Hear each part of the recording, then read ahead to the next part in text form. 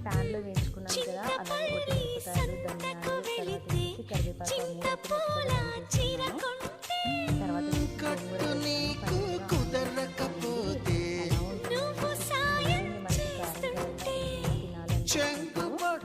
చాలా మంది ఇంకా పల్లీలు అయితే వేసుకుంటారు.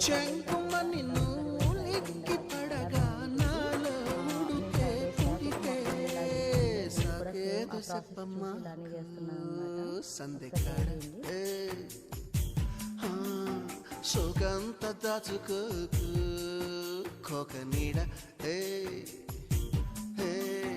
పెళ్లి చీర కట్టేదాకా రెచ్చిపోకు, పెద్ద పెద్ద ఆటలేవి ఆడమాకు, అలవాటు చేసుకోవయ్యా.